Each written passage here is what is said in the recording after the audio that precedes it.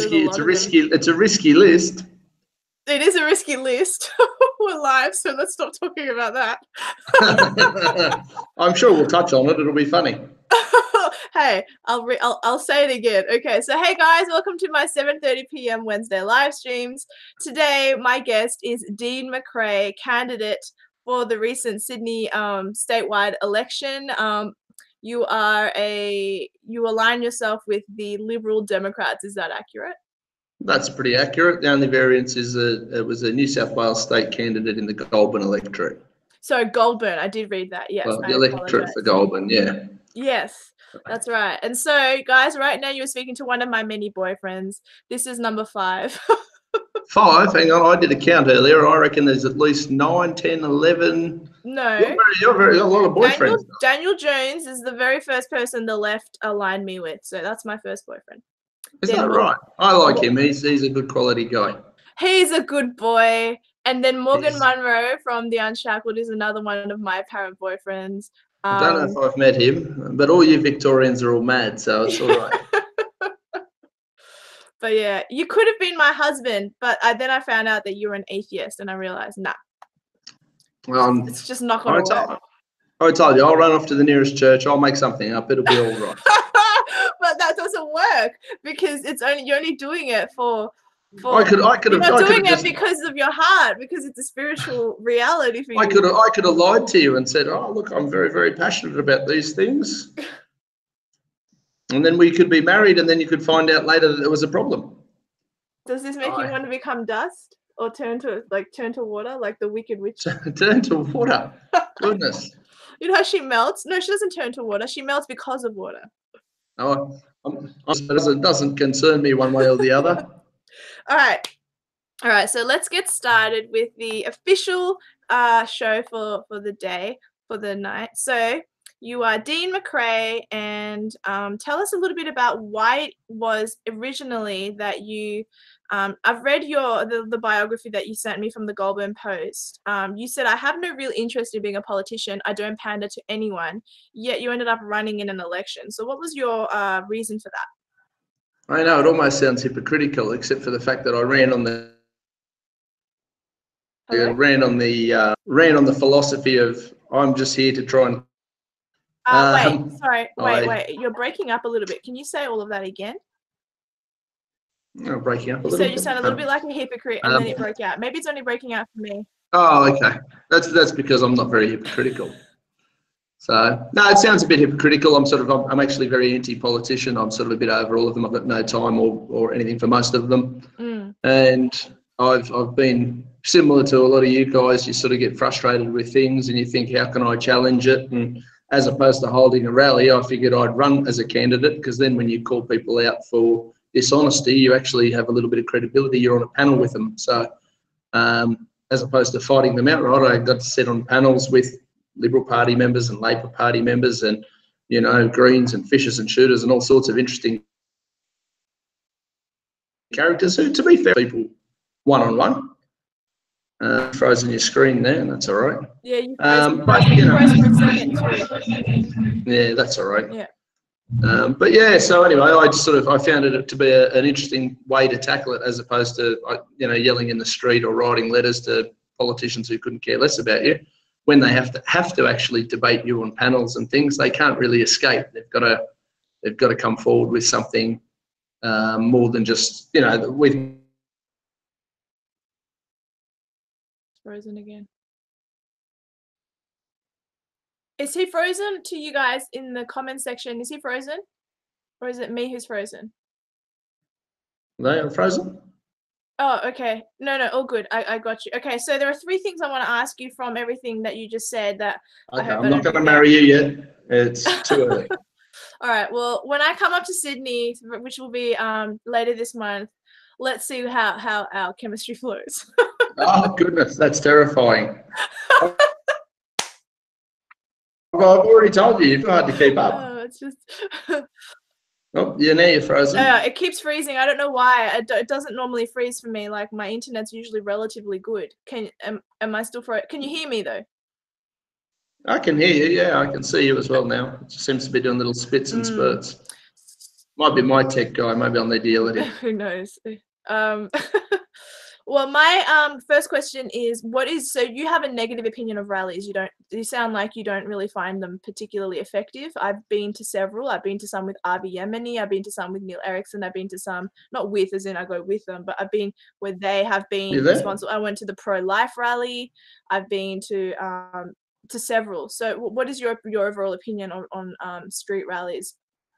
Oh, I'm not against rallies. I've only ever been to sort of one really, and that was Sydney Watson's March for Men. I sort of attended that. I made the train trip. Apparently we've met before, but we haven't, which is fair enough. And look, I'm not against rallies. That's not the concern I have. I just think there's only so much effectiveness we get to have in a system that's designed for us not to be effective. So the way the political is it doesn't matter whether your parties have it set up so that it doesn't really matter. Even if you vote in Labor this time around, in 8 years or 4 years' time, we'll go back to the other version, and neither's an improvement. They're both as bad as each other. They're both as disingenuous as each other. And I mean as parties, not as individuals, because some of the individuals are great. Liberal versus Labor, left versus right. Left versus right, all the usual stuff. And they're both in their own ways just as bad as each other. I would agree with that. There's a lot of tribalism on both sides. Yeah, but I look even further. It's all about, for both sides, it's frozen. On the political nation. No. Wait, stop. Of having, making us fight each other. Sorry, you there? Sorry, everything you said after left versus right, I didn't hear. Oh. So say it again. So this is going to be fun. Sorry. But no, look, as far as left versus right goes, I don't think there's a huge amount of difference between them. They're both based on curbing individual liberties and curbing the freedoms of everyday Australians, and that's happening across the Western world. It's all about controlling the population more so than it is about representing anything. And both of the major parties or the major tribes have us fighting each other for no real reason. There is a lot of fragmentation as well, particularly I think on the conservative side of things. I certainly don't help that with the input in certain videos I made against certain individuals, which I know you're such a bully. You're so mean. I'm not mean. You've been making people cry. I mean, it's bully harassment. Imagine if it was a Greens member. Who did I make cry? I don't know. I'm sure some of them have been crying. Well, my point is that I shouldn't have participated in it.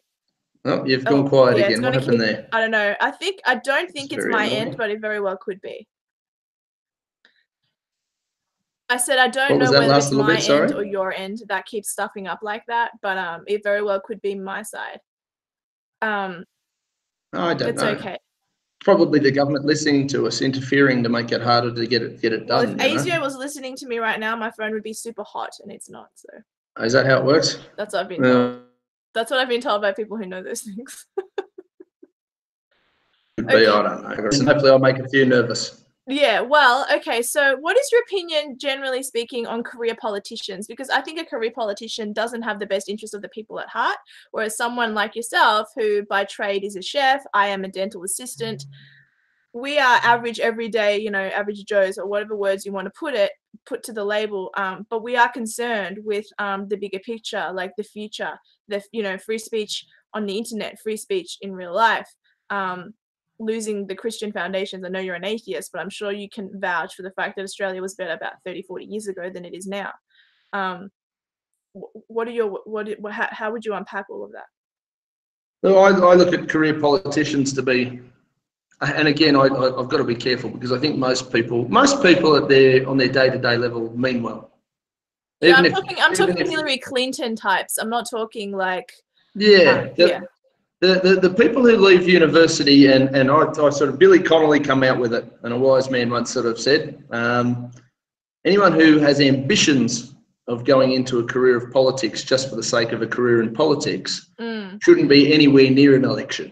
I would agree with that. Their motivations are all wrong. Now, I did it purely to Stir the pot. Not stir people up flippantly, but I did want to have an opportunity to put forward a libertarian perspective and sort of challenge the status quo. I mean, by nature, I'm fairly combative and anti-authoritarian.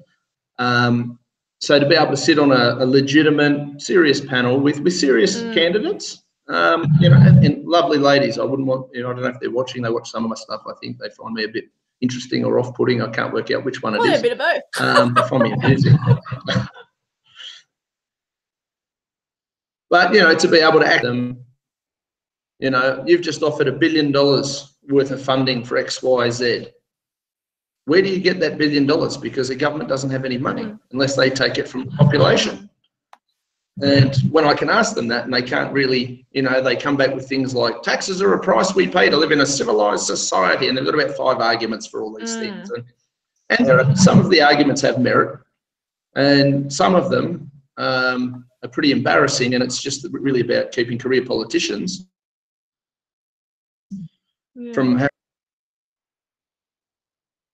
Are you there? Wherever it is, it doesn't matter. There's no shame in anything like that. I'm sort of all for the working people, but I certainly don't see the Labor Party as a working people's party. No, I would agree with that. And how did you fare in the election overall? Well, I think I'm sorry, I'm not even sure if they're finished counting the votes. I got up over. I got about 700, 800 odd votes, which I joined the election 3 weeks from election, which most people were campaigning for a reasonable period of time. I just sort of jumped in the race late, just with enough time to sort of, stir the pot a little bit and rattle a few cages and, upset a few apple carts and all the fun stuff that I like to do. Yeah. And, to be fair, I didn't really have any expectation of winning it. Controversial people, certainly in this day and age in Australia, we're not quite at the level of Trump or Brexit yet. It's coming. It's only a matter of how far away, but we're not ready for people like that quite yet as a population. We're still trying to work out our cultural identity, and that's part of why we're, I know people who are still arguing for black and blue, that the Labor Party's for the worker, and I haven't seen anything in their policies that indicate that they're really for the worker. They're for the illegal immigrant. They're for welfare users. They're for a myriad of those sort of. And the Liberal Party used to be for those with money, and I don't think they're fairly. They're two sides of the same coin, really. There's no inspiration out of either of them anymore. They're all playing popularity politics. Neither of them stand for anything. As much as I have distaste for the Greens, just by default. Well, yeah. As a party, they are. But to their credit, as deluded and off the wall as it is, they stand for something. They at least believe in what they espouse most of the time. Whether it's right or wrong, at least follow their actions. Yeah, I was gonna say. Oh, am I echoing? Are you what, sorry? Echoing a little bit, but I thought that was just par for the course for these things. You do them far more than I do. Have you paused me on your side? No. So you can only see. No, I guess you don't have the YouTube video also playing in the background. No. Okay, sorry. Then it's just echoing. No, I can see you with your little clever microphone. Okay. It's all very technologically savvy. Yeah, no, that's all good. No worries. Now you're frozen again. What are you doing to me? Yeah, I don't know. I keep disappearing off the camera itself as well, so it's kind of pissing me off that it's being funny. You said in one of your quotes that education should be privatized. We are not improving as a nation on this front.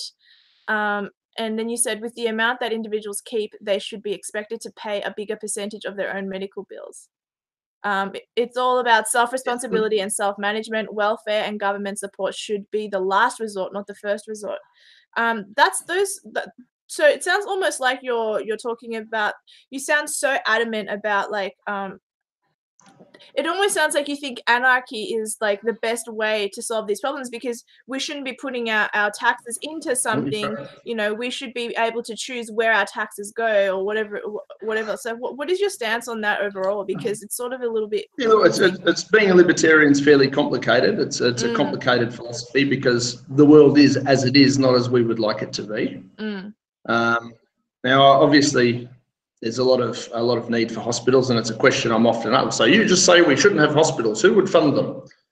No, I'm not saying that we shouldn't have hospitals. I'm not saying people should die. You know, like I'm not the devil, but I also look at, you know, a more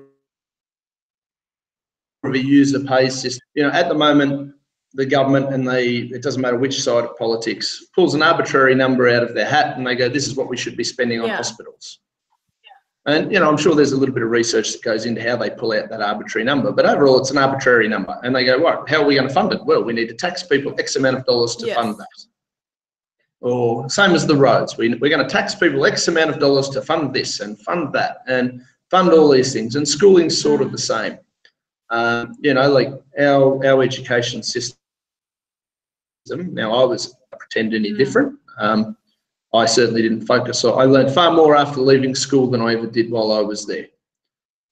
In saying that, though, that was more on me than it was on any teachers that I had, because I had some brilliant teachers, and you know, I just wasn't interested at that stage of my life. And maybe you were too stupid. Too stupid, too distracted. I discovered girls. I mean, you guys are problematic. Hard work, yeah. I don't think you're stupid. Very distracting at school. Very distracting. But you know, I mean, you look at the education system and the teachers that excel, and then there's an awful lot of teachers that don't excel, and there's an awful lot of students that don't excel. Now, is that because they're in the right environment or the wrong environment? Everyone learns differently, though. Some people learn through hearing, some people learn through writing, some people learn through physically doing. And some kids are more apt for trades and, you know, plumbing, bricklaying. I'm not. I couldn't. You know, I'm the worst. You know, I can't fix a sink. I'm hopeless with that sort of stuff. But you could cook for me. I can cook. Yeah, that's fair. I've sort of done a fair bit of that around different places and overseas and stuff. That was good fun. You know how to make paella? But you know, sorry. Paella? Listen, I have a feeling that you could make a far better paella than I. I've never tried it, to be honest. Well, okay, my technicals with your cultural influence, we should win. Yeah, it should be all right.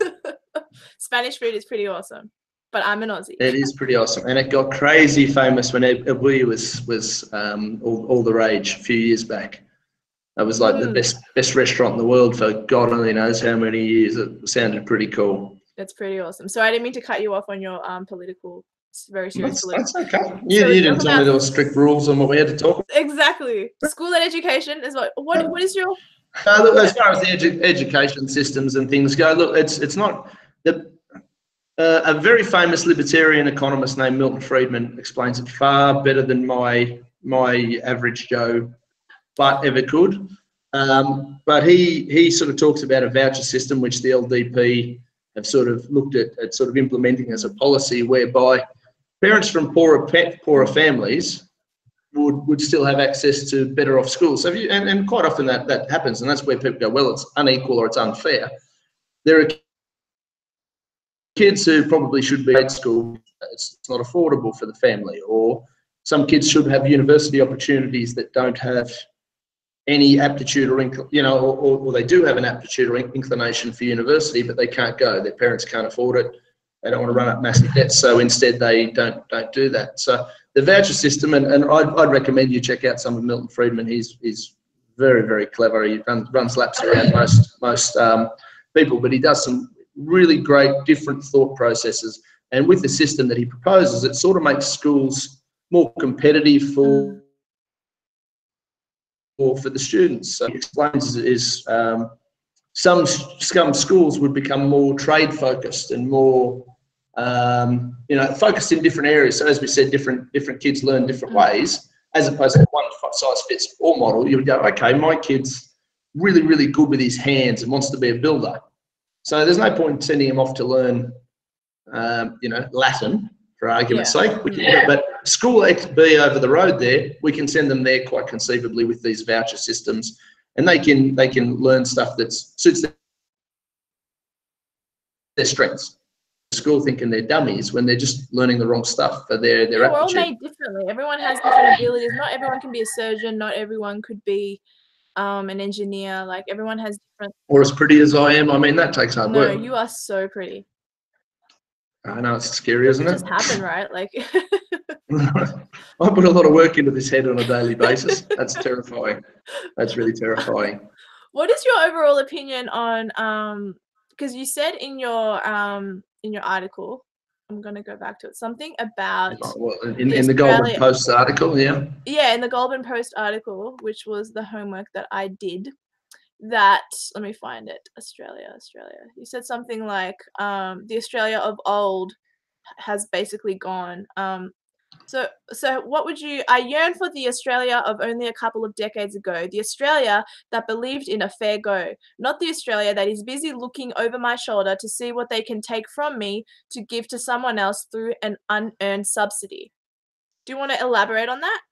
I reckon that's a really good phrase. It just sounds like I can elaborate on that, no problem at all.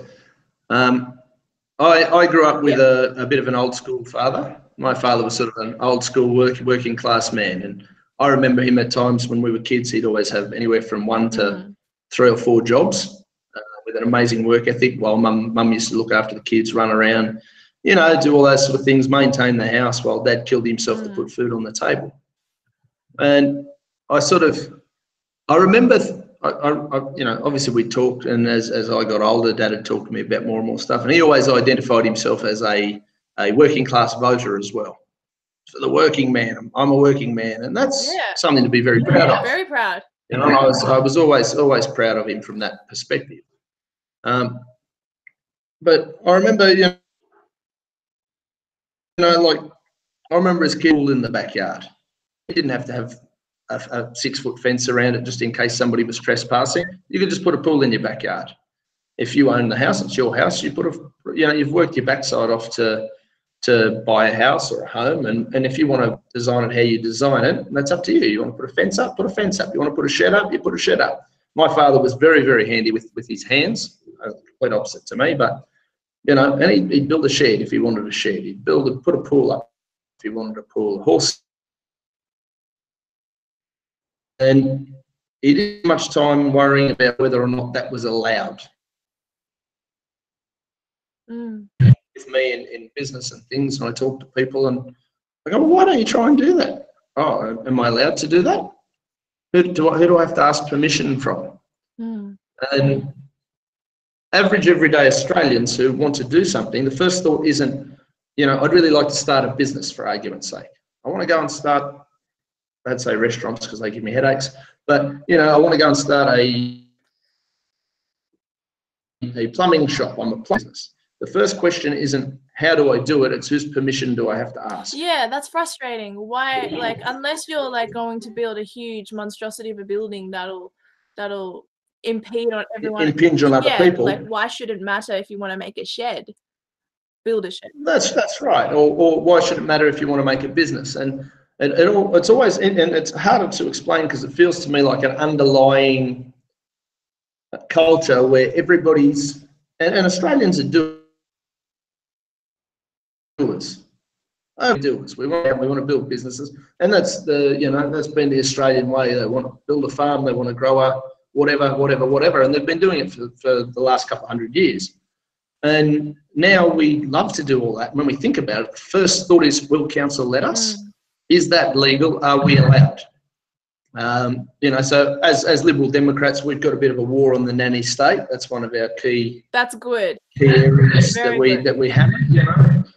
I was a cyclist once upon a time when I was. I grew up watching Tour de France stuff where there was no helmets. You have hair all over your body.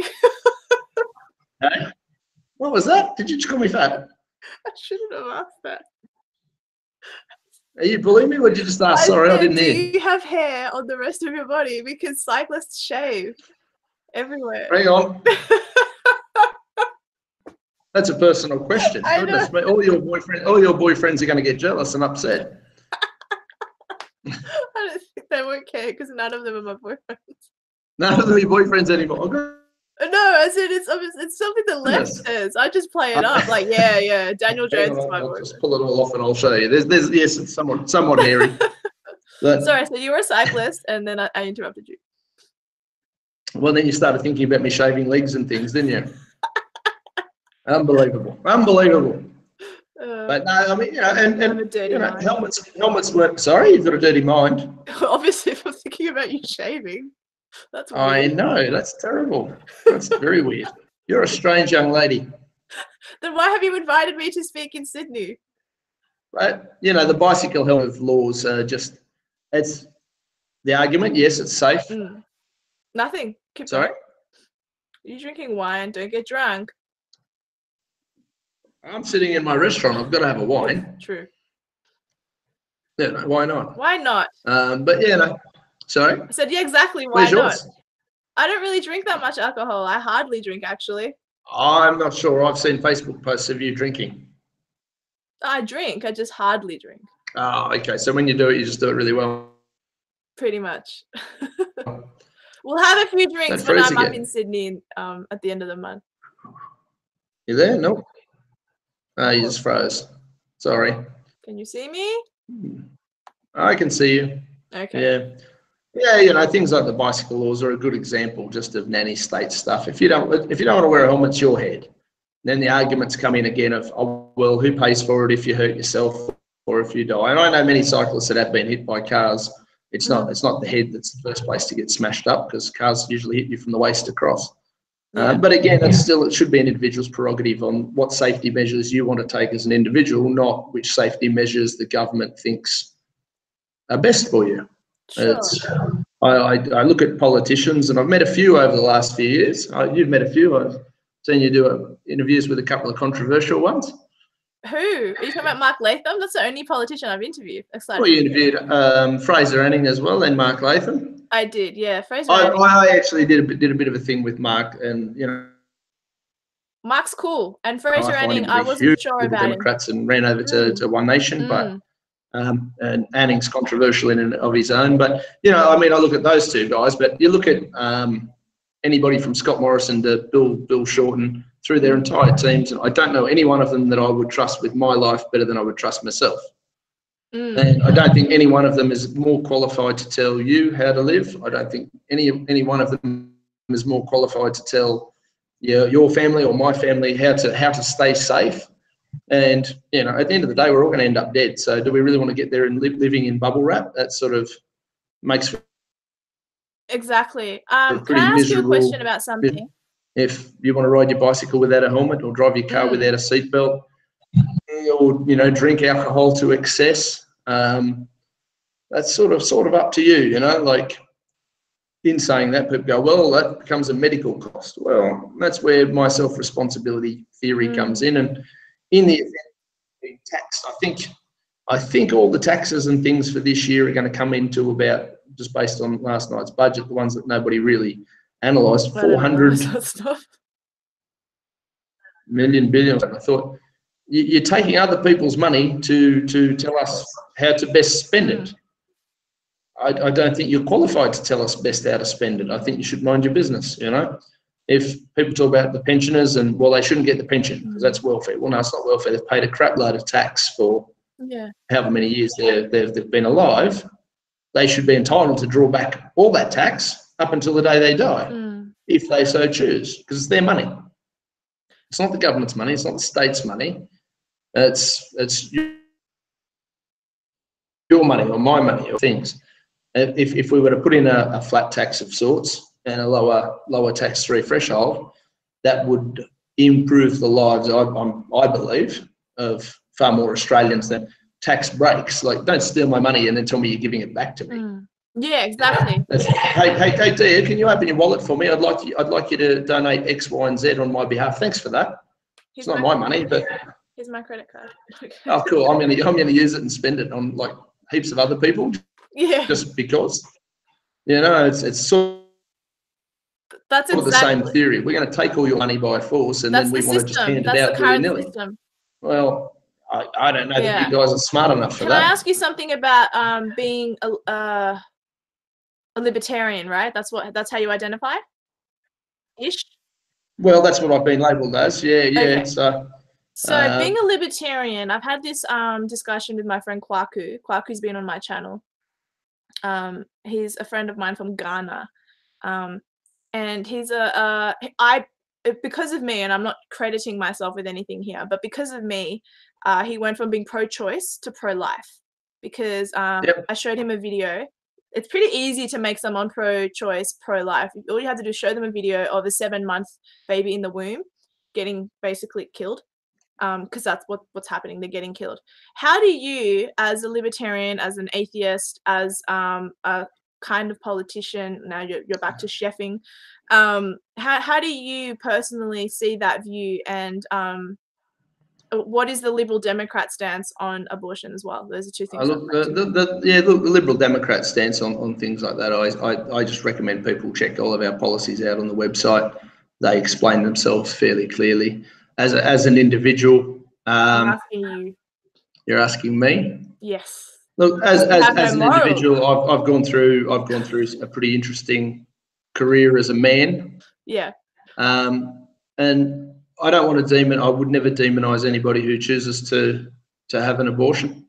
I would demonize someone who chose to have it at 6, 7, 8, 9 months. I'd absolutely demonize that. I can fully understand people who do demonize them and people who take it very personally. I've got a bit of a mixed argument on all of it.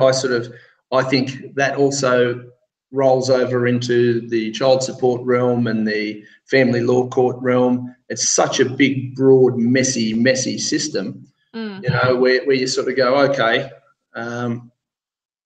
But you're not answering my question about abortion from like late-term abortion. I'm not on board with early abortion, but I'd be far more on board with, say, 3-4 weeks than I am with 7 months, 8 months. Yeah, look, I don't have a passionate view on it. I've had some people very dear to me who have performed, or not performed, but undergone abortions. They probably underwent them really early on, not at 7 months. Look, yeah, for sure. Look, the late-term abortion, from what I've seen of it, it looks pretty gross. It looks pretty scary. Sorry, I don't mean to keep pounding this point. I just want a clear answer, and you're sort of. No, it's something you're passionate about, and it's all good to listen to me ramble. But yeah, I don't have a real passionate view on it. It does seem pretty bang out of order to be that far along. You're 10 minutes from having a baby, and then you decide, oh look, I want to have it removed. It does happen. It does happen, and that's where you move into all the other realms of, the circumstances sound shit. I can't imagine anybody does it going, what a great idea. Although when you listen to some lefties, they almost sound really enthusiastic by the whole concept. I their lives that it's a pretty or to feel that that's what they've got to do. And again, the way that cuts into, you've got, women going, my body, my choice. And then you sort of go, but legally, the poor bloke who's the father has no choice, no say. Now I'm on board with your logic. He doesn't get, and that's where I sort of look at all this. Obviously, I'm not likely to give birth, so that's I can't speak for a pregnant woman. That's not something I would profess to do, and I always find it amusing. You can't speak for a pregnant woman. That's a stupid thing people to like say. to go sit on my high horse and do X, Y, and Z. Hang on a minute, how many times have you been pregnant? I know this day and age. I know they get pregnant all the time, blokes now apparently, and according to Tasmania, we're going to be eligible. So are you not allowed to have if you have a next door neighbour who thinks it's really fun to grab a baseball bat and beat up his dog, are you allowed to have a say on that, or not, because you're not a dog? No, I'm not. I'm not saying that at all. You just what said I'm saying I can't speak on it because I'm not a pregnant woman. So does that mean you can't speak on a dog getting beat up because you're not a dog? I wouldn't want to demonize anyone for it. Okay. Mainly because but in saying that, look, the libertarian view is it's a fairly colourful area. I don't think you'd ever get it's just such a negative situation. No matter how you look at it, there's no winners from an aborted baby. Yeah, I don't see who wins from that scenario. Okay, that's fair. I just wanted, it wasn't a question I intended to ask, but when you said libertarian, and then I thought of my friend who was very much pro-choice, and then he became pro-life because of the video I showed him. I just thought I'd ask you just because. Yeah, no, it's a great question, and look, it's such a hard thing for anybody. I imagine. Well, I've known some, as I said, I've known some ladies that have undertaken the procedure, and I don't know any of them that felt real good about it after, during, or before.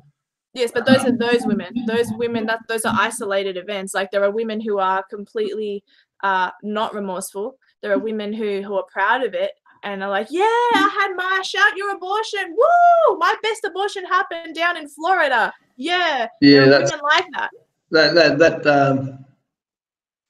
It gives you a reasonable indication into some people's state of mind, and unfortunately, as we said at the start of the thing, everybody's different in every way, shape, or form. And I'm not going to advocate for or against. You should advocate for against. But anyway, someone is asking. Oh yeah, that's like, look, the LDP has a legalizing marijuana policy. I don't mind that. I'm pretty lefty on that, actually. I wouldn't mind that. That doesn't bother me. So you've cut out again then. Sorry, I said if marijuana was made legal, that does not actually bother me. That's not something I'm super passionate about. Like that's an element of me that is not that right wing. I'm pretty left wing on that. And look, and I'm the same. I'm in a party that advocates for it, and it's a discussion. I sort of go, really, to be honest, I'm sort of anti-drug. It doesn't really do much for me. Whatever, not interested. But if you want to do it, do it. Marijuana to me is like drinking too much alcohol. Yeah. Look, the grey area as that big an issue. Yeah, the hard part for libertarians, I suppose, is we generally work off the non-harm principle, which means if you want to do something, you're not hurting anybody else, go for it. Which is where I suppose the abortion, you come into, are there other people being hurt? I suspect a father could possibly be feeling pretty hurt. I suspect, obviously, the fetus, depending on how you identify the level of fetus, and I'm not medically that up. It's not an issue I'm that in tune with that I could give a real passionate opinion on. I don't plan on getting pregnant anytime soon, so it's sort of an area that, I just don't get too full on with it because it doesn't really affect me as much. And obviously you're passionate about it, which is great. And I question anybody who's very passionate about it, yeah. Going to go and kill a fetus, best thing ever. I'd sort of be thinking, well, that's somebody I really don't want to hang out with all that much. Well, but I can see people who, that's fair. Okay. That's fine. I won't. Mind you, if the neighbour's bashing the dog with a bat, I will probably jump the fence. I like my dog. Yes, well, see, I would want to do that. That's the thing that the leftists don't understand. When we are picketing, not that I've ever done a picketing outside of an abortion clinic. I've never done that. But it's like that. It's like the neighbour bashing the dog in their own backyard. I don't want that woman to bash her own baby. It's sort of like, okay, give it to me. Like, I'll find it a home. Like, it's sort of because, I'll find it at home. I can just imagine you at your little house with like 68 non-aborted babies you've collected down at the clinic. Hey, if it means saving a life, I would absolutely do it. I'm just going to ask get some cheap staff. That'd be all right. We train them up. That'd be all right. We can train them up to be the next conservative generation. Wouldn't that be lovely? Goodness. That sounds like a go. People who pick it, I fully understand them wanting to do it. I understand the passion and the desire, and as long as they're not physically attacking anybody, you sort of go, look, well, you're within your rights to stand there and say that you're not happy with this as a concept, and Let me ask you a couple of questions that are popping up in the chat. Is that okay with you? Yeah, go for it. Okay, so someone said, Steve G, regarding abortion, why is it all the women's rights say, yep. Hang on, I don't understand what the hell he's written. Maybe I'll read a different question. I didn't understand that one, so I'll read a different one. Are you a feminist? I identify as a sexist feminist. Explain yourself, please. I've been using the term, and as you can imagine, it causes some controversy and some what that doesn't work. Good, trigger them. I know some women, and obviously I get along with many women, and I don't get along with others, and that's fine. That's life. Yeah, I hate you. Another one. Shit. But you know, like I know one woman in particular, and I'm actually godfather to her daughter. Oh, nice. She's a single mum. She's currently about to have another baby. God only knows why. Okay. Oh, you girls go out and want to have lots of babies. Fair enough. All good. I want to have babies. Oh, one day. I'm sure there's no shortage of blokes lining up to offer. You'll be fine. Okay. Yeah. If not, you can go and collect them at the clinic. We've discussed that. We've solved all your problems in like 5 minutes. Done. So good. Okay. But, you know, I mean, this woman, when I met her, she was working 4 or 5 jobs to support her and her daughter as a single mum. And I won't go into all the different jobs she was doing. Some were very masculine jobs, you know, emergency services type stuff. You know, real get up and go, take no prisoners, and she's earned everything she's ever received. And she works harder than you can possibly imagine. She expects nothing in return. And in my eyes, and she would never identify as a feminist, but in my eyes, that's what a feminist is. She's standing on her own 2 feet. She's handling her business. She's getting through life. She's doing all the things that she's got to do with or without help. And we all need help sometimes. Of course. Are you still talking? I can't tell. But what happened? Yeah, there you're back again. Okay. You know, and I know some fantastic girls. I look at girls like yourself and Daisy and Sydney and you know, many others, and they're out there doing. Sorry. I love Daisy Cousins. Yeah, Daisy's great. You know, like apparently she was saying she's been demonetized on YouTube. These guys need to sort their lives out. And I saw Sydney Watson's video about Article 13. And need to sort their lives out because Daisy's great. But you know, these people they're living a feminist lifestyle without wearing pussy hats and crapping on and, you know, running around nude and just, I mean, sorry, there's more to being a woman than that. And in saying that, there are other women who I have just as much respect for who go, I just want to be a great wife, great mother, find a bloke, look after him, because there's a little bit of that involved in that is, you know, and it sounds sexist, but if your man's working 2, 3 jobs to provide and put food on the table, yes, you can probably cook and clean and raise the children. There's nothing wrong with that. So it's the both, you know. Whereas there are other women who want all the perks, all the benefits, with none of the responsibility. And as far as they're concerned, they're usually the ones screaming the loudest about being feminists. They're the ones that I kind of take the most issue with, because it's like, listen, you can't have both. I mean, you know, you can't expect a bloke to work 3 hours a day, or 3 jobs, or whatever it may be, 8 to 10, 15 hours a day. You stay at home watching Oprah, and then he's got to come home and clean and cook and carry on. Not that there's anything wrong with that, but it's a 2-way street. It's got to be a partnership. And that's where my sexist feminism comes in, is I'm all for women going all out. I'll support them 100%. If you want to start a business, and I'm no expert, I'm not Mark Burris or anything, but, you know, if I can help in any way, shape or form, you know, I've got one of my young girls now, she's about to do a natural bodybuilding competition. She's a superstar. You know, I said, all right, if I can help in any way, shape or form, well, great, I will. You know, you're doing what you want to do, and that's fantastic. If you want to do bugger all and then still squawk victim, I've really got no time, sympathy or energy to deal with you. No, I think maybe I'm a bit harsh, I don't know. To be honest. No. There's only 12 people watching, so only 12 people know. I always get about, it's always about 200-ish views after the fact, but right now it's just 12. Yeah. Okay, right. Maybe it's just because I'm not so pretty there, so not pretty enough. Maybe they like your other boyfriends. They might like all your other boyfriends. Some of them are very, very picturesque. Well, Mark Latham's very pretty.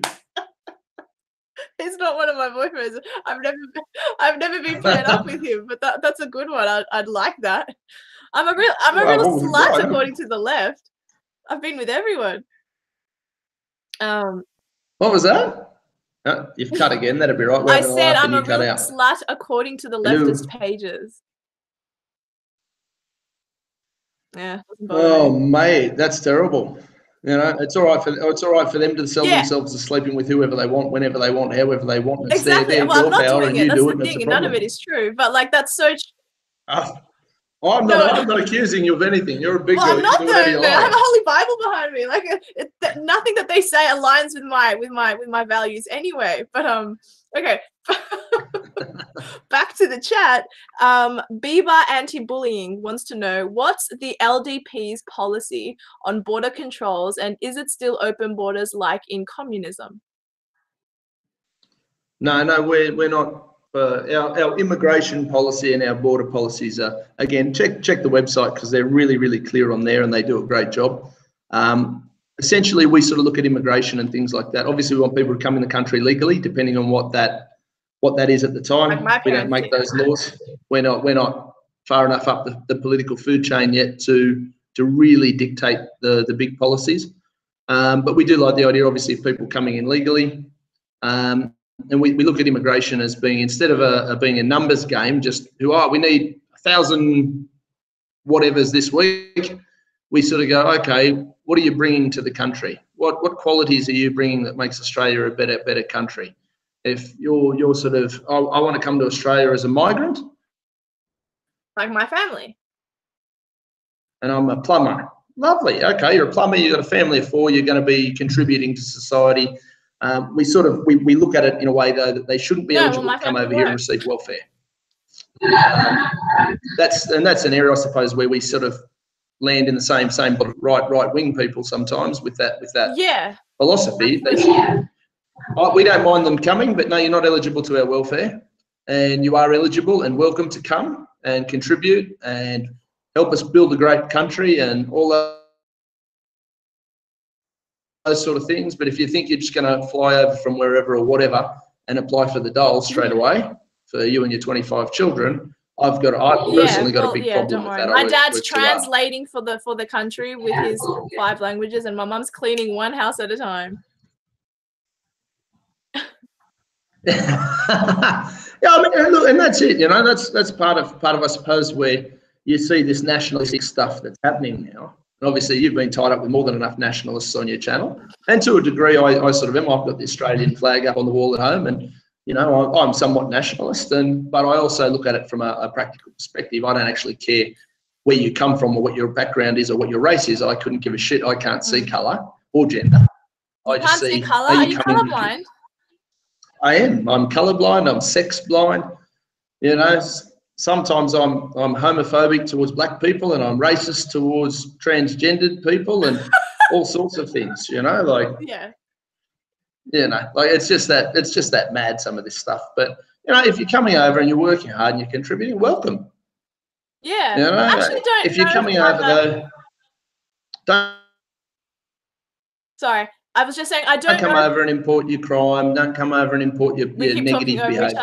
Sorry, it's just we keep talking over each other because the connection's really bad. I was just saying, I don't know if I may interview a lot of nationalists and have them on my channel, but I still haven't figured out what my label is with that. I don't know specifically if I'm a nationalist or like what my title is. What is your title on that? And also, what is your opinion on Fraser Anning? Margaret Hussein wants to know.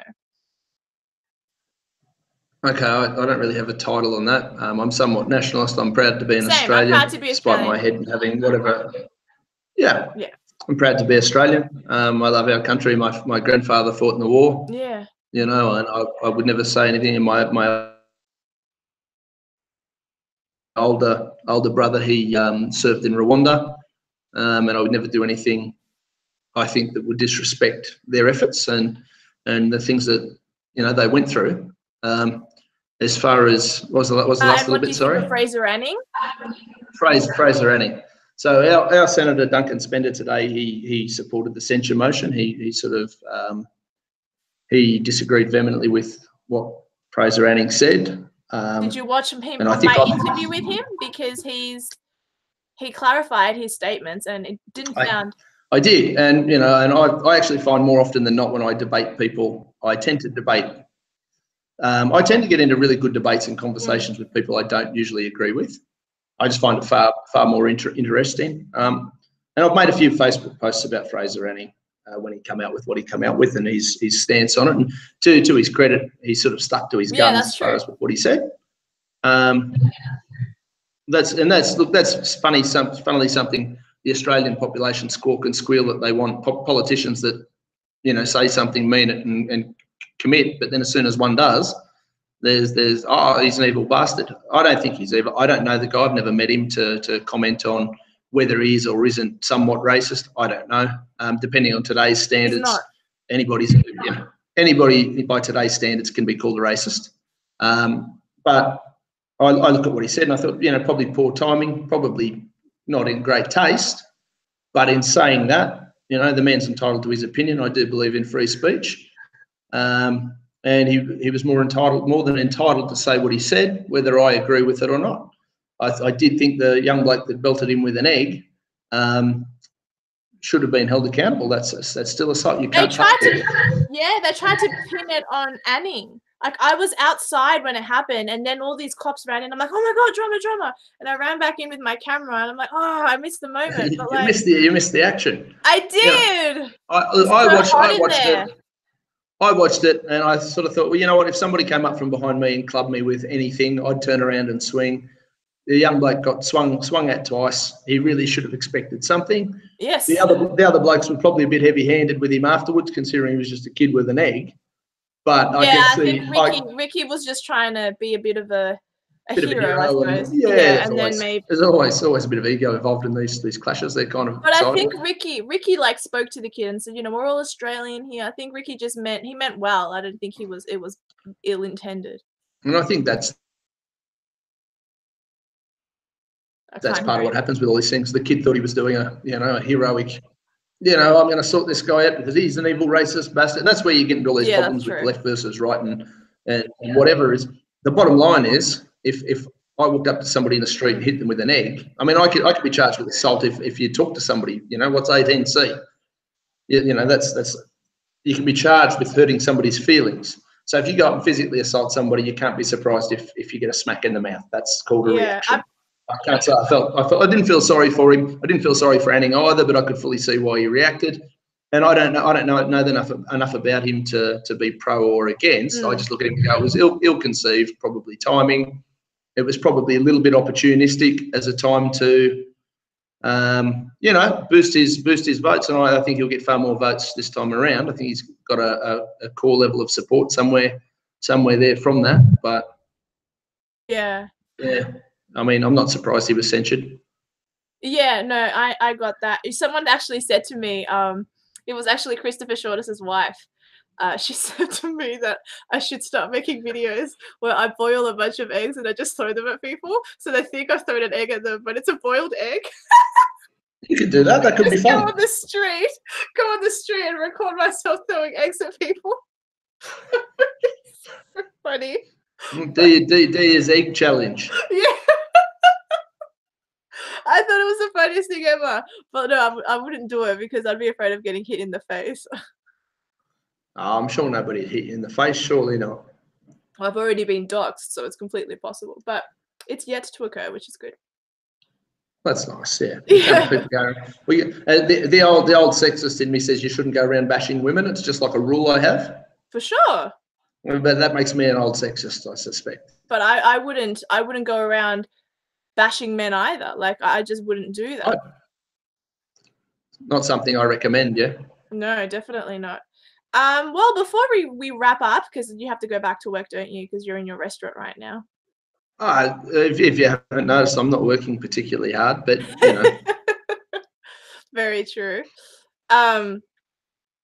So let's talk a little bit about the event that's going to occur in Sydney, because you have formally. Yes, I heard we've got a guest speaker. We're organising a guest speaker to come up from Melbourne. Have you heard of Who's the guest speaker? What's their name?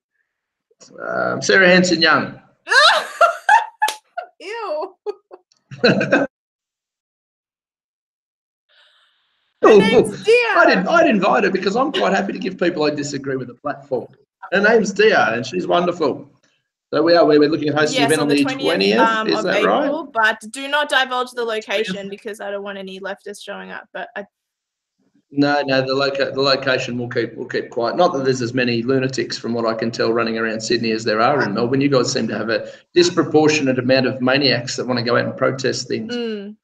Maybe is the unemployment rate high there or something, where they've got too much time on their hands? Well, we have over 5 million people living here. So yeah. I'm assuming there's a nut. Well, living there, are they doing anything other than protesting? So there's over 5 million You're here, cut so out there again. probably is some unemployment. I just don't know the stats. Yeah, fair enough. Fair enough. I'm sure it's high because they're all down there protesting every time Also, you who guys else? want Is to it do just me something. speaking, or is it like give the people some Look, information, at because this, I'm obviously going to the talk is going to go live on my Facebook page, I think, we're gonna and I'll vlog it. do the talk live. We've got potential speakers that we're just going to confirm, and I've actually got a meeting early next week And I to have a phone call finalise to some make tomorrow, details. don't I? And yes, you do have an important phone call to make tomorrow, and then we'll come down, and my company will sort of sponsor the event somewhat, and we'll have some interesting people talking about interesting things, from freedom to conservatism. I don't know any lefties though. You invite the lefties to. I haven't invited any lefties, but one of my friends is coming to give you a forum, and they go, yeah, and they shut you down. It's like, I was just offering you a platform to speak. Now you tell me I'm not letting you speak. You guys are hard work. But yeah, lefties, they're just hard work. You sort of, whereas with sort of more right-wing people, and I don't really identify as right-wing. I'm sort of in that libertarian zone. I'm probably liberal when it comes to social issues and more conservative fiscally. Whereas right-wing people, you go, look, I've got a slightly different opinion. You can have a reasonable, valid conversation about the difference of opinion. The other side of politics just like to squawk a lot. They make an awful lot of noise and they get very upset, and it's just a conversation. It's unfortunate. Relax. I've actually done tests to find out where I am on the whole spectrum, and I'm actually, as much as people like to say I am far right or alt-right, that's the other word they throw at me, I'm moderate. And that's a good catchphrase. Yeah, it's a very great catchphrase. But I'm only moderate. I'm right. I'm moderate right. That's what I am. Moderate. That's so funny. The only thing I'm hard line about, the only thing that makes me extreme right would be my views on abortion, because I'm pretty hard line on that. But otherwise, you know, I'm liberal with the marijuana stuff. Like, that really doesn't concern me. I could even say I'm libertarian on that particular topic. So you say you're a pothead, is what you're telling me? Can you hear me? Can you hear me? Can you hear me? Let me cut out again. Yeah. Oh, there you are. Yeah. I mean, look, you probably get labelled somewhat alt-right, far-right because of your list of boyfriends that you've had on your show. You know, yeah. Look, the old saying, like it or not, honey, is you become who you hang around. So when your public image is often, well, you know, and I don't know most of these people. I've met one or two of them, and I don't have any issue. I'm more than happy to listen to anybody's perspective, but that's where you get labelled alt-right, is because people type in Dear Beltran on YouTube. They see Fraser Anning, or they see Blair, or they see Neil, or they see... It comes up with Neil Erickson, Fraser Anning. What was the name of that bloke, most hated bloke in Australia for 10 minutes? You know, like Robert Spencer, Blair Cottrell, Neil Avi Yemeni, Mark Latham. I mean, that's how you get tarred with that sort of brush. You might get tarred with the worst brush. Now you're talking to me. You could be like an alt-right libertarian or something. The good thing, I don't know what that sounds like. No, the hard right libertarian. That just sounds unusual. It doesn't sound like it makes much sense. Maybe we'll just make our own thing up. Who cares? Yeah. Well, you know, like doing this means like they're a Nazi. Like, it's the dumbest things. The AOK. You're frozen, by the way. You're not moving. But anyway. I'm frozen. Yeah. How's that? Nah, you're still frozen. That's okay. I can still hear you, so it's fine. What was I gonna say? I was saying that. Oh, can you hear me? Can you hear me? Can you hear me? Now you've gone quiet. There you are. You're back again. I can't hear you. Hello? You there? How's sorry. that? Wow, we must be really pissing off the audience because it's over 20 now. What was I saying? Over 20? Why does that mean we're pissing them off? Oh, because we keep saying, can you hear me? Oh, you're frozen. Like, that's the whole chat we've been saying, oh, you froze again. It's just annoying. I would assume that's annoying. I'll just call you the Ice Queen because you keep freezing things. Well, clearly, I keep freezing. I was going to say, though, that being labelled as alt-right, far-right due simply to the people I'm associated with or have been physically seen with on camera has made me realise a few things and made me a lot more open, because originally I was called like this Zionist person, and now people think that I'm anti-Israel. I'm not. I'm still pro-Israel, but like I have varying opinions on all that kind of stuff. So people get very confused. They're like, oh, she's pro-Israel, but she questions certain things that happened during the war. That doesn't make sense. She can't be like I have a mind of my own. I know how to critique things. So I don't believe, like, if I see someone who is hanging around someone else who is a bad person, I won't automatically think that person is the bad person they're hanging out with. I'll think, oh, that person has an open heart and they're willing to see good in that person, even though I don't like that person. So I've learned to compartmentalize that and not automatically go there and say, oh, they're hanging out with bad company, so they're a bad person. I don't do that anymore. I'm trying not to do that because people do that to me, and it's just not fair. It is hard to pigeonhole people and, you know, label. That's the identity politics type stuff that comes in, which is pretty sad. I like to take people as I find them, and, you know, they don't faze me one way or the other. I can have a beer with an extreme Greens voter or somebody who votes One Nation. You know, I'll still have a beer with them and discuss ideas, and I think that's a good way to go. Exactly. I'll judge them. I'll absolutely judge them, but I'll still have a beer with them. And look, and that's what I'm hoping to do with your visit to Sydney, is sort of give you not visit with Sydney. I think Sydney's over in America upsetting Jim Jeffries at the moment with Avi, but good on her. Good on. Yeah, it sounded like a fun trip, but you know, like hopefully we can, you know, allow some people to ask you some interesting questions and put forward some different viewpoints and share some ideas, and, you know, hopefully not too many lunatics show up to try and crash the party. Yeah, we won't divulge the address. But, you know, yeah. Look, we've had some interesting speakers. We've Mark Latham was a speaker at one of my little events, and nice. Sydney still owes me a speech. I'm sure she'll do it. She's a good girl. She'll do it. She's a star. But, you know, and Daisy Cousins came and did one, and she was great. And Daisy Cousins is coming on my channel within the next 2 to 3 weeks. That'll be fantastic. Will you let me know when? Because I'll watch. Yes. And that'll be fantastic, and I'll share and I'll advertise that for you, because you girls need, you know, you girls are doing a great job, and it's important to have the non-lefty lunatic feminist narrative floating around, and have some good, sensible, well thought out ideas from non-hysterical people. Yes, exactly. I think that's important. Exactly right. What I like about the fact of, because I don't know many Australian conservative females, but Daisy and I are quite different in what we think, but like she's still on the same side. Like she's still on the side that's reasonable, rational, and respectful. The 3 R's, and that's why I really want to have her on, because I don't think we agree on everything. I don't think she's a Christian at all, but like it doesn't matter. Like we're fighting for the same things, which I like. And it would be a very boring show if you only spoke to people who agreed with everything and you didn't have a slight differing of opinion. Absolutely true. You know, like that's where these left-wing echo chambers come, where everybody's evil, everybody's a fascist, everybody's a Nazi. It's like, go and have a beer with one of them, talk to them, see why they think the things they think, and move on from there with oh, well, look, that's a reasonable point. That was fucking ludicrous. Am I allowed to say that on the show? Sorry. But, you know, like if you're not willing to listen to other people's ideas and you're just going to shout each other down, well, it's a waste of time talking. And, you know, things. Sorry, I'm echoing. Sorry, someone in the comments. But someone in the, you seem to be a PC poly. How do you respond to that? A PC or an anti-PC? You seem like a very politically correct type of a politician. Yeah. Well, very rarely do I get called that. Whoever asks, but I know, because I know you. I know you're not. So I don't know how they.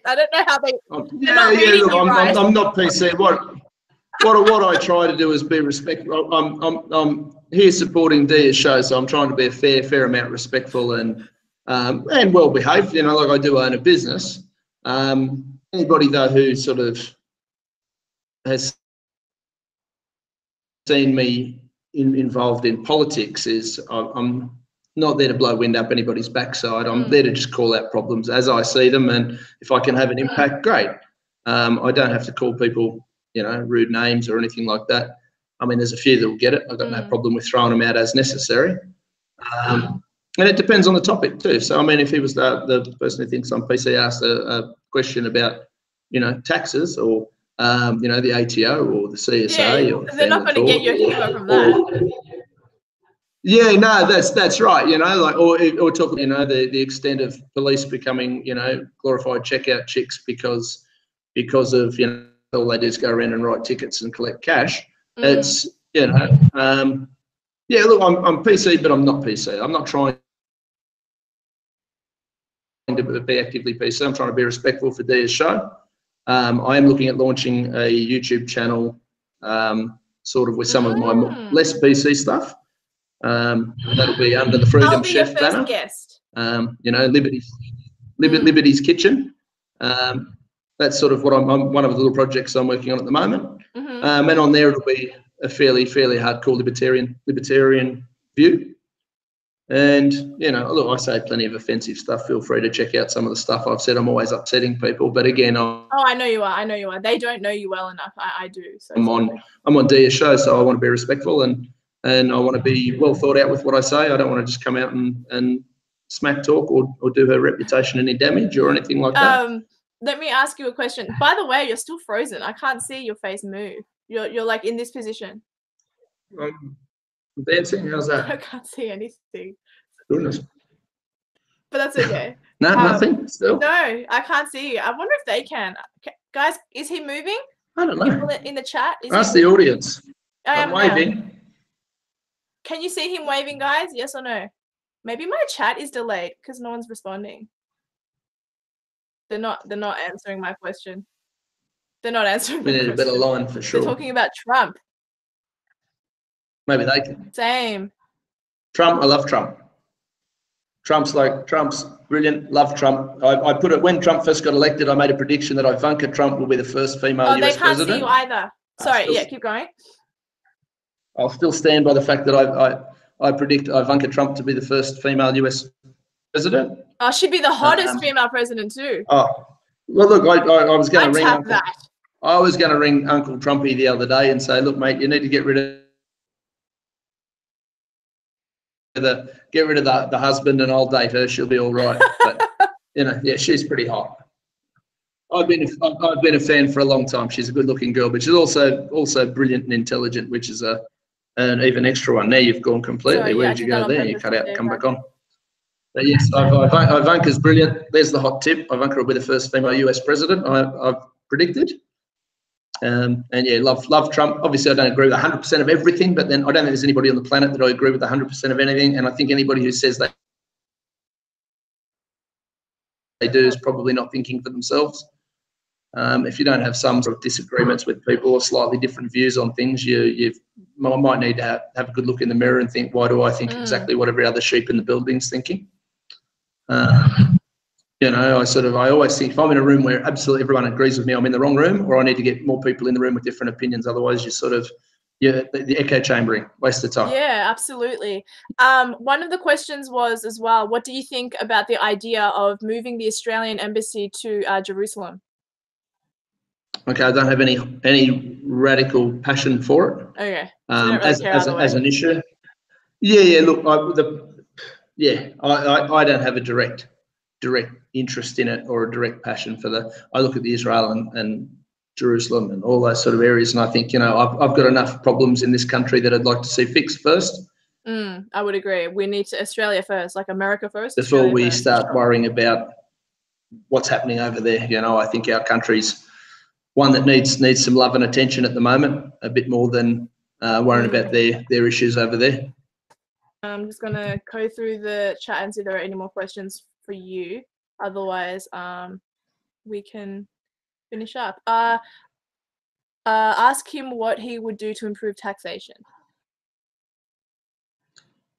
Minimise tax. That's the LDP's core philosophy. People ask about electricity and how we would like to fix that. Drop GST off, it's the first thing you do. At the moment, the government has no motivation whatsoever to try and minimise electricity bills because they get a 10% cut every time somebody pays an electricity bill. So if you're getting a 10% cut of anything, what motivation do you really have to cut the price or encourage companies involved to cut their prices? You've got none. You're getting a 10% slice of the pie. I look at alcohol taxes and cigarette taxes. I mean, I think they worked out last year it was 13 billion in cigarette taxes. Now, I'm a non-smoker. I'm not necessarily a pro-smoker, but if you want to smoke, that's your business. But when a government's making $13 billion off smokers in this country while demonising them, telling them how bad they all are, it's like very hypocritical to start with. And I would hazard a guess that the most addicted smoker in Australia is the Australian government. So, you know, I'd like to see GST knocked off most things. When they planned GST, there was a lot of promises that all the other taxes would diminish and it would just be GST and then your income tax. Obviously, none of that happened because none of these governments know how to actually repeal tax because they're so addicted to the revenue. I'd like to see the fuel excise. And here's the trick, is these governments dress up all sorts of taxation as other things. Oh, it's not a tax, it's a stamp duty. It's rates. It's a tariff. Listen, it's all tax. It's all where they take money from you and redistribute as they think is best suited. And as I've said earlier, I don't think any of them are that intelligent that they can tell me how to spend my money better. You tell me, if I buy a car off you for X amount of dollars, you tell me out of that transaction why the government should get a stamp duty percentage. What have they done to facilitate the sale? I go to you, I go, dear, I like your car. You're selling it for $10,000. Well, here's $10,000. You say, here's the paperwork and the thing that says you now own it. Thank you very much. I now own this car. And somehow these governments have managed to weasel their way into every little transaction there is. And there's no they can justify it by saying we need the revenue. That's how we pay for hospitals and schools, and that's how we do X, Y, and Z. And I go, there's no justification for it because it's theft. It's a forced theft. If you and I voluntarily come to an agreement to do a deal, I didn't voluntarily let you guys in. Bugger off. You know. Yeah. So in that way, I'm pretty anti-ATO. A lot of the stuff that's gone on with those guys over the last couple of years has soured me on some of the ethics of the ATO. I mean, the whistleblower that came out and he's facing as much time in jail as Ivan Milat, that was disgusting. How dare you call out the ATO in this country and say they may just be performing unethically, and because you've questioned it, you're facing 161 years. Richard Boyle's facing for 66 charges for exposing the ATO as doing unethical things.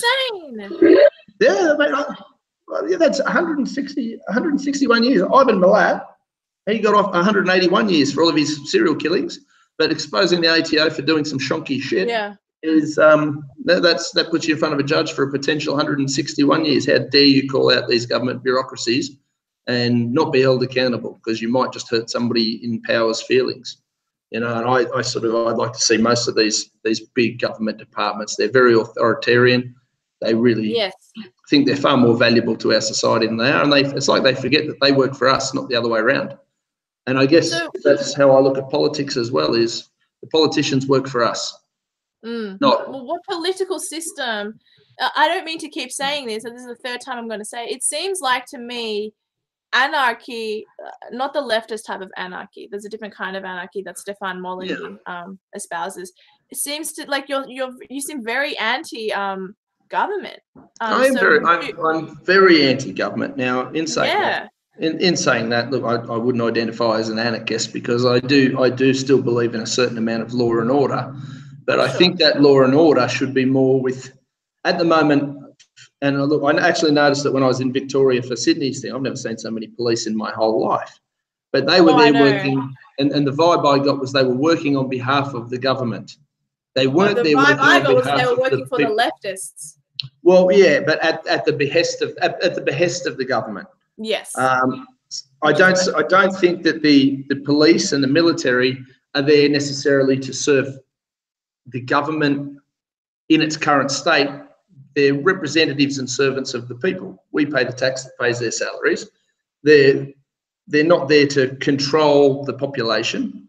They're there to support us in our safety and our well-being and yes, law and order, but they're not there to control. But they do control. They do Correct. control. I went to a slut march where they stated in. I didn't know that it was a leftist event. I thought it was a peaceful march and that it was bipartisan. I thought it was a bipartisan event. So I attended with the motivation of documenting everything. Just that's it. Just documenting it. And then Antifa came at me, and then cops detained Neil Erickson, and they told me to leave from the vicinity when all I was doing was literally wanted to get from point A to point B with my camera. That's all I wanted to do. So long story short, we are living in like V for Vendetta. It's very much Orwellian Victoria. I'm thinking of making a video about this. I'm compiling all the information now. But our police, our government, someone writes a comment about the Christchurch event, and they had their house raided and their firearms taken from them. Like, what? It's a scary society we're living in where our police, and I've got family that are police, and I wouldn't want to discredit the effort that they put in. No, not all. I don't want to go to a family function and say, because you're a police officer, you're a bastard. That's not what I'm saying. But they are people who they follow orders, and the orders they get come from the government. And somewhere in there's a massive discord between what the government's designed to do, which is to basically be a conduit for basic civilized management. They're not there to be a controlling force.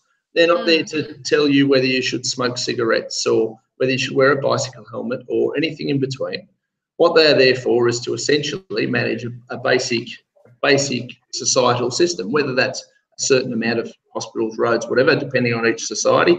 Obviously, the society we have it, they're fairly entwined and all that. So their job is to manage those services. It's not to tell people how to think. It's not to tell people what they can and can't post online. It's not for Scott Morrison to bring in all this extra crap that he's carried on with this last week about censoring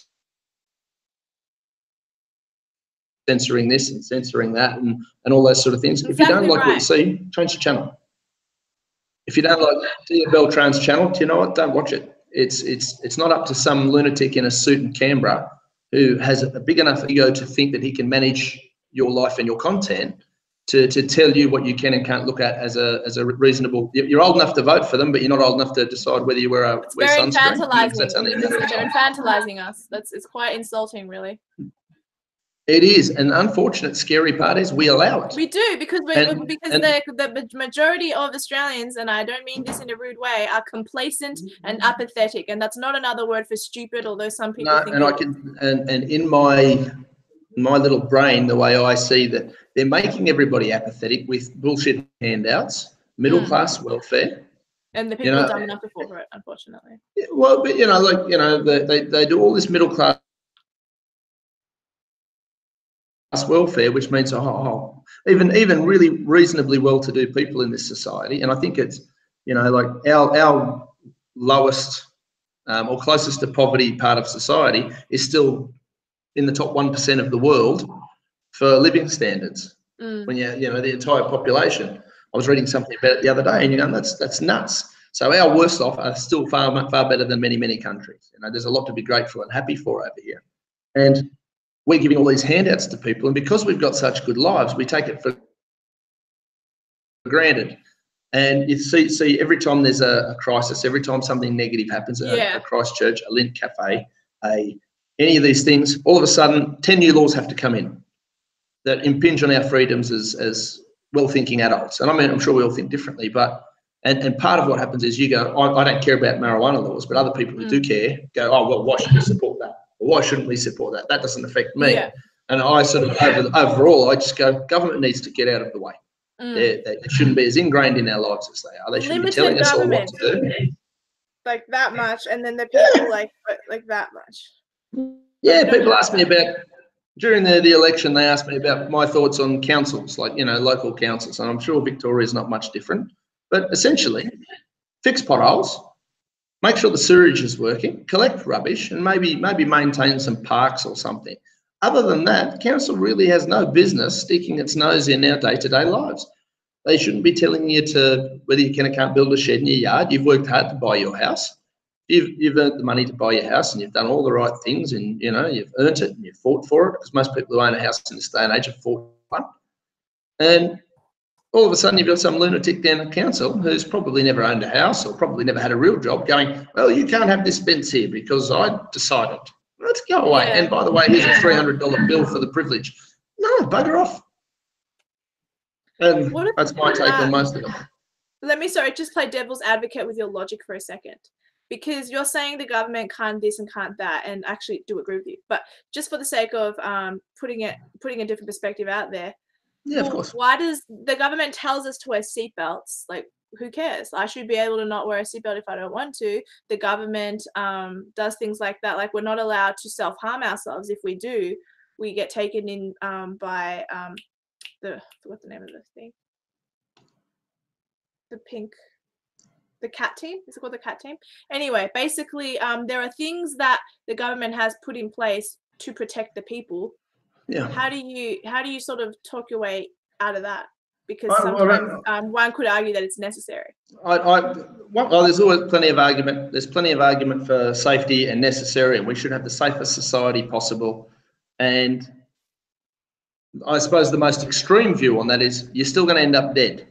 I don't care how many rules they put in there. You're going to end up dead one way or the other. We all do. Are you gonna kill these people? Like, you've said that 3 times about this live stream. yeah. I'm just going to sort it out. No, I mean, look, that's the end game though. Is people have to realise that you're not going to be safe your entire life. My father broke his neck on a horse accident, became a quadriplegic, and he lived a little bit of a safe life. He sort of, well, not always, but he wasn't exactly at the time. He wasn't out Yahoo and carrying on, but circumstance happened and he broke his neck. Now, all the regulations in the world weren't going to stop that incident from happening, and all the safety regulations in the world aren't going to stop people from dying in car accidents. It's a sad fact. While ever there are cars, and while there are humans, people are going to die in cars. Obviously they're getting to the point where they want them to be self-driven, because then obviously the government can control how it all goes, and that scares me even further. I mean, I've got a good theory on it, and it comes from I had a drink driving incident a while back, and I've ended up with an interlock device in my car. I don't know if you know what that is. It's basically a breath tester in your car that won't let you drive if you have had any alcohol. You shouldn't be telling anyone this. This is a money-making idea. Don't tell my 18 viewers. Yeah, well, that's not my idea. This is just a fact of life. Now, the government say, if you listen to the government and if you take them at face value, they don't want anybody dying from drink driving in Australia. I'm not saying what I did was right. You pay your penance, blah, blah, blah, blah, blah. But their argument is, well, you've drunk and driven. We're going to put this machine in your car, and it costs you $200 a month, give or take.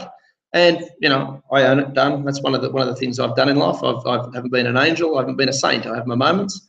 And I look at it, and I actually said to one of the guys, a police officer at one of the things we had to go to, and I just said, mate, if the government was legitimate in stopping all drink driving, they've got the device to do it. There'd be one of those in every car in Australia, and nobody would ever drive under the influence of alcohol again. Well, why should and it they've matter? got the power to do it. Well, why haven't they done it? Now, if they're serious about what they say, everyone's allowed to do what they want, and government shouldn't intervene with what a woman does with her body, or wear a helmet. I should be able to build my own. So why does that matter? Do you know what I mean? Like, I don't actually think that, but like, under your logic, why that? Well, I look at that as just a good argument, because he said to me, well, that would infringe on people's rights if you put that in. And I said to him, I'm not advocating for it. What I'm saying though is, if the governments who preach all these things were legitimate, they just put them in every car in Australia.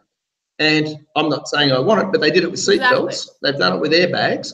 They've done it with X, Y, and Z. So now they're doing this with X, Y, and Z. They're just very inconsistent in their philosophies and in how they hold people to account. Now, I'm not for drink driving. I'm not saying I've never done it. I'm not saying it should be done. I'm just saying sometimes we do silly things. But if nobody's hurt in that accident, is there really an issue? Now, in saying that, I also look at it and I go, the other argument for that, because I like to look at both sides.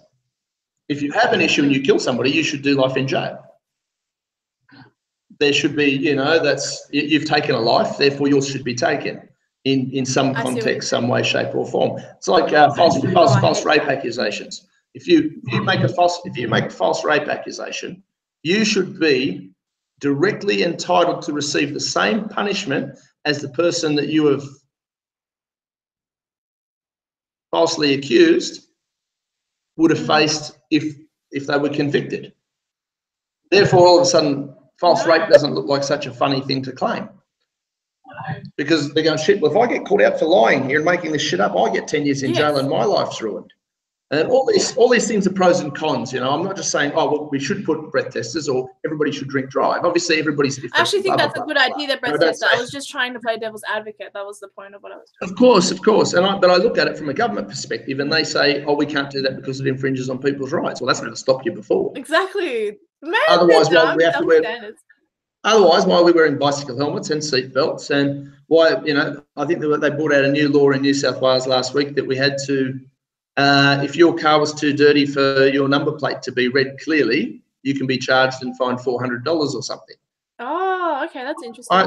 Well, I've got no idea, officer. Come and wash my frigging car for me, because I haven't got time to wash the car and I live regionally. You know, that they're not afraid to impinge on your rights as a citizen when it suits or when it fits a certain narrative. And I'd like to hold them all accountable and say, hang on, I just like some consistency out of the government. You guys should work for the people, not the other way around. And that's what it's sort of all about, you know, like that's why I ran. I didn't run because I expected to get elected. I just ran because I could sit and play devil's advocate with all these people throwing different ideas around and different concepts around, go, hang on, here's a completely different perspective. Yes, exactly right. We're too reliant on government.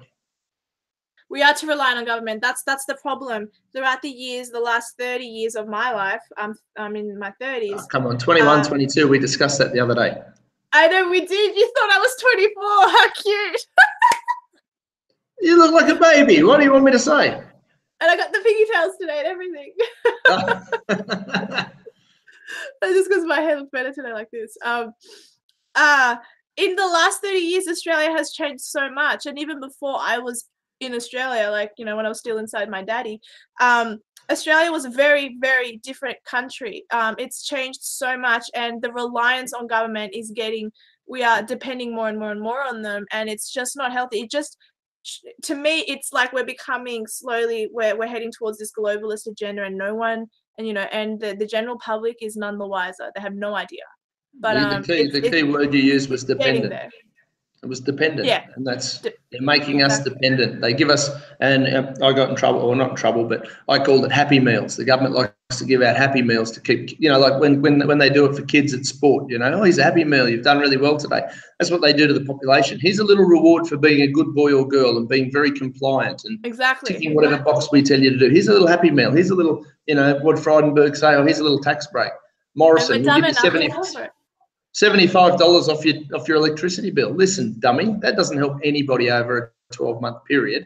Stop taking our tax, bugger off your GST on it, and actually help people afford their electricity. We've got the greatest, you know, I know coal's a dirty word, but we've got greatest coal reserves. We'd have a top spot for nuclear energy, you know, and as far as green energy goes, listen, as long as I'm not subsidising it, go nuts. Build all the wind farms you like, solar panels, A grade. Don't build a taxpayer for it, and cut people's electricity. You know, why should old people freeze to death in winter and die of heat in summer when we've got so many amazing resources here? You know a lot more about this than I do, so I can't comment too much on the electricity and all that kind of stuff. But it sounds pretty reasonable what you're saying. Look, I want to ask you something that's I didn't think I'd ask you, but like the people that come up on my chat there, I think a lot of them are preservationists. So I want to ask you, this is a random question, I didn't think I'd ask it to you, but what is your opinion on race preservation? Do you find that to be a dirty word? Because that's hard to unlearn. People think like, oh, you know, China, homogenous country, Israel, relatively homogenous country, South Korea, homogenous country, Sweden, once upon a time, a homogenous country. But now all of a sudden, white countries, I'm probably going to get in trouble by YouTube for talking about this, but many Western society type countries, yeah, you'll get in France trouble as from well YouTube. is considered Western, Spain. All of these countries are now importing cultures that are not the same as theirs, different kinds of people. What is your opinion on that? Do you think it's okay to do that? Or do you think the homogeneity is bad? I mean, look, a head like mine, with this face, I've been accused of being every race known to man, and I'm pretty well genetically just bogan Aussie. I'm stuck there. I can't do anything. Your surname's McCrae. I don't know. I had to ask Mum about the postman a couple of times just in case. I was never quite sure. But I'm bogan Aussie by DNA, and I think 4 or 5 generations back Scottish, Irish or something. So I don't have any great okay to be white. Cultural heritage. I've got no problem with saying that either. I'm quite happy to be a bogan Aussie white guy, whatever. As an atheist, and I suppose a lot of this comes in with the Muslim immigration and the foreign immigration, and you look at cultures like Japan and North Korea and South Korea and China and all these places. And they have a whole set of different problems. Their problems are different, and I don't know how much of that's based on race, culture, or whatever. I do think that people who come to this country should make an effort to become a part of the country, like not my mum convert and dad. to. Yeah. Like make an effort to convert. Anytime I've travelled overseas, I've sort of always made a bit of an effort to speak the language, or even if I'm only there on holiday, you still make that effort, and it's just good manners, really. If you're in somebody else's house, like me being somewhat politically correct because I'm on your show, it's good manners. If you're going to come to Australia, you should be adopting, not adopting. So I'm not saying lose your culture, lose your identity. And I've never had a problem with Muslims, but as far as Muslim extremists, because I'm sure some of your viewers have questions. I've got a problem with Muslim extremists. I've got a problem with Christian extremists. I've got a problem with any idiot who's running around violating others. Anybody who, again, violates that no harm principle deserves to have their ass whooped and be held accountable. Culture-wise, look. Yeah. Culture-wise, answer the question. It's a big question. You can't just go, all blacks, all whites, all Asians. I like Care Bears.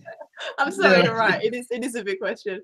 It is a big question. And I think, look, anybody who, as we said with the immigration thing earlier, if they're coming here to contribute, be a part of our society, I'm open to it. If you're coming here to make an asshole of yourself and to build an enclave and to, with some of the crime gangs and things that we've seen, particularly down your neck of the woods, that concerns me. I don't think Aussies should feel unsafe in their own country based on negative cultures. But then the people who do come here to work and join in and participate, more than welcome. I don't care. As I said, I'm colourblind. Yes or no? Is it wrong that the British European populace that built the country and that colonized the land are slowly becoming the minority in Australia? Another scary question. Sorry. No, it's all right. I don't mind. I told you can ask me anything. That's cool. I don't mind what you ask me. I'll just be measured. I'll be measured with how I sort of answer it. I've got some really good Aboriginal friends. So I also know some lefties will squawk and squeal. Oh my God, I hate it when people do that. My friend Kwaku is from Ghana. He's African. He's like full on black, and I'm even going to have a debate with him and Blair Cottrell. Exactly. I'm just clarifying it. I know you're not racist, and people clarifying it for your listeners who don't know me. So I've got some great Aboriginal friends. I've got friends on all sides. I couldn't give a shit, to be perfectly honest with you. As far as I think we should always be a predominantly English-speaking country. Thank you. Look. Sorry. No. I didn't mean to be so hard on you, but all of a sudden. No, that's all right. It's not hard on me. It's just all of a sudden. I know you're like hurting my feelings. No, look, I don't think we're yet in the minority, but I do think that it could end up that way if good sense doesn't prevail. And I certainly won't be learning to speak Arabic anytime soon, so they're going to have to live with the fact that Bogan Aussies still rule the world, or at least this part of it, as they should. But in saying that, like I'm happy for other cultures, just so long as they sort of come in friendly with ours and whatever. If you think you're going to come in and take over, I don't want you wearing a burqa, darling. You've got a pretty head. That would be pretty stupid. Yeah, thank you. Well, that's you can. I'm not pro burqa. If you want to wear one, wear one. But in my head, it's like bash that thing up your ass. It really doesn't do anything for me. I'm not pro burqa. No. Look, I like bikinis. I like beer. I like bacon. And you know what? If I went to your country and was allowed to look at Sheilas in bikinis and drink beer and eat bacon. My country, are you can come over here and you can do whatever you want, but at the moment I can't go to your country and do it. Don't come over here and try and inflict your rules on us. But it's sort of a bit the same as the governmental thing. I don't like other people inflicting their rules on people. If you want to pray 5 times a day, do it in your own time, in your own world, and don't go around planning terrorist attacks. Yeah. Don't shove it down my throat. And if you do that, then we'll get along fine. Absolutely agree. So yeah, I think I'm aware, and I know it seems stupid to people. I've made I think 2 or 3 videos on this already. I understand how strange it sounds when I ask those questions, but it's not because I'm pro-white. It's because I can acknowledge the fact that this country was built by the British who colonized the land and made the infrastructure what it is, and the architecture and the government that's been implemented. All of that is because of the Western society that we acquire, and I'm a beneficiary of that particular society. I get that. So I think that people who come like me, who are first generation Australians, should be a minority. I don't want to go anywhere else, which is why I'm fighting for those things, which is why I'm doing a speech kind of on this subject somewhat, not that specifically. But can you hear me? Oh, you've gone out. You there? Can you hear me? Hello. Can you hear me? No, you just cut out. Sorry, you there? We did a great run there, and then all of a sudden it's gone frozen again. Can you hear me? You there? I can see you and hear you there. What did you hear from what I said? Because I was talking a lot. You said you're a first generation Australian and you don't want to be in the majority. I said I want to be. I acknowledge that I am a minority and that I should remain a minority. I don't. Having said that, I don't think I'm like I would never claim I'm black, as the same way I would never claim I'm Asian or anything else. But I know I'm not a blonde-haired, blue-eyed Aryan Australian. I'm just not. But I want to stay here, so I'm fighting for what the nationalists are fighting for, despite the fact that I'm not, how Christopher Shortus would put it, I'm not part of their ilk.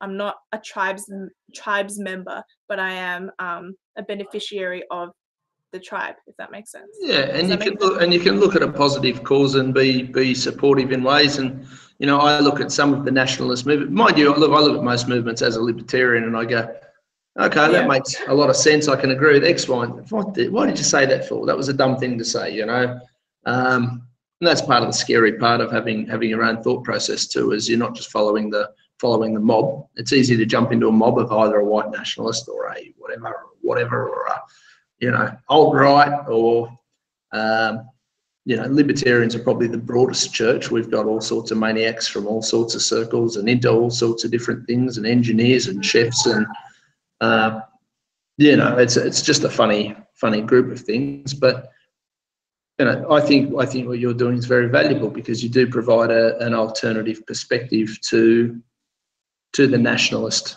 movement. Thanks. It would be very easy for a blonde-haired, blue-eyed girl to sit there and go to a rally and white power or whatever. I've never been to one of the nationalists. I've never been. I don't know what they get up to. Depending on which mainstream media thing you watch, they're doing Hitler signals, and we're all Nazis. I got called a Nazi twice last week. I'm buggered if I know how that works, but Yeah, I get called fascist and neo-Nazi as well. Yeah, and I just think I'm not sure you can spell the word dummy, but it's always good when people who probably shouldn't be in that club have a perspective to say, well, hang on, this is why I've got a different perspective. Yeah, I wouldn't necessarily say I'm absolutely I've sort of had my toe in that club, but I'm not fully there because, as I said, people don't get like the whole pro-Israel thing either, and they don't get like I don't fit in any particular box. I don't make sense to anyone. I'm pro, the marijuana thing. Like, I'm sure that surprised people to hear that from me today. Like, Clearly, you're a freak and a weirdo, obviously. Yes, I have a mind of my own. Who would have thunk it? That's outrageous. Who would have thunk that? I know. It's crazy. No, look, I think that's a good thing, and that was when I first sort of noticed your videos. I thought, well, you'd be a good speaker because you can have a different perspective. Oh, thanks. I've got a couple of perspectives, and I've got enough brains to put together a thought process. Well, before I should really let you get back to whatever the hell it was you were doing prior to this. I think you should come and do some dishes for me, or is that a sexist thing to say? No, I think women do very well in the kitchen a lot of the time. Well, sometimes they do, sometimes they're tragic, and that's all right too. That's all right too. Okay, this is about me. I don't mean to be narcissistic. What was the very first video of mine that you saw? I'm just randomly curious. I've never asked you. Frozen. What was the very first video of mine that you stumbled across? Actually, I think it was one of you taking the piss out of customers in a shopping mall. I have to tell you. Actually, no. I think it came up after it was either after a Daisy or a Sydney video. So I'm no expert in the technology, but obviously somehow you were linked in at some stage with Daisy and Sydney. I must have been checking out one of their stuff possibly, and you were down in the link, and I went, "It's this one, something about hating customers." And I'm in hospitality. I hate people. Yeah, that's fantastic. Like anyone who's ever worked in hospitality or in customer service just hates humans, and it's so easy to dislike them because they're all mad and frustrating and they drive you nuts. I'm pretty sure it was one of those. It was like a funny sort of thing. I went, this little Chiquita's funny as. That's cute. And then I sort of followed the next one. I went, oh, hang on, here we go. Oh, she thinks as well. That's all right. And we've got a thinker here. This is cool. And then you just keep a bit of an eye on things. And as I've sort of been doing more politically and being a bit more involved and active regarding the libertarian movement. And I suppose there's an element of the libertarian movement that sort of crosses over with certain issues of conservatives as well, and the left really. They sort of do that, And I like to try and keep an eye on who's moving and shaking and doing what, and then obviously I saw a few of you with all your boyfriends, and worked my way through those guys, and I thought, well, okay, look, that's a fairly balanced view and all very reasonable, and. Thanks. Look, that is a compliment. Look, I like to like and share Daisies, and I like to like and share Sydneys, and I like to like and share yours because I think those voices of difference are important. Well, those girls are far, far ahead of me. You should start only promoting me. No, I'm only kidding. But here's the thing with all these sort of girls is you're all at different levels. Things, and you have different motivations, and there are different reasons for it. And look, I'd love to see more women. I'd love to see more women politically active on the libertarian or conservative side of politics. The problem I have with the liberal, not libertarian side, the liberal side is that they tend to want women to be involved in politics just so they can say they've got X amount of women. I'd rather the women be there because they want to be and they're interested. Same as the men. I hate seeing men there just because they're there to collect a paycheck. I want to see people who are actually interested, passionate about something, think about it. Being there because it's a quota it's a double negative. One, you're taking away from the people who you're serving. If you're in politics or even if you're in public life, you're taking away because you're only there because, well, you're a woman or you're a X or you're a transgendered whatever, or you're the token lesbian or the token black guy or the token whatever. Whereas yes, it's wrong to use identity politics to prove that you are really this way, that way. That's exactly what someone tried to do when they tried to rally me for their party, and then I refused. Yes. I heard that story about that. I think you made a video about it and whatever. And look, it's again, you look at that, and it's sort of a compliment, but it's sort of not. And I can fully see why they did it. It makes perfect sense. You know, like I've been saying to members at our party meetings, oh, guys, what do we have to do to get more ladies interested, more involved? You're men like ladies. That's just a fact. What if they're gay? You guys are beautiful. And well, okay. Most of them have best friends that are ladies. Yeah. We all love ladies. That's just how it works. You know, like you guys are great, and having more of you around is a positive thing if it's done in the right way. And you know, I could drag people to libertarian events, but if they're not libertarian, oh, but she's here because she's a woman. Really, there's no advantage in it. And having you run as a member of a party purely for the identity politics would be wrong.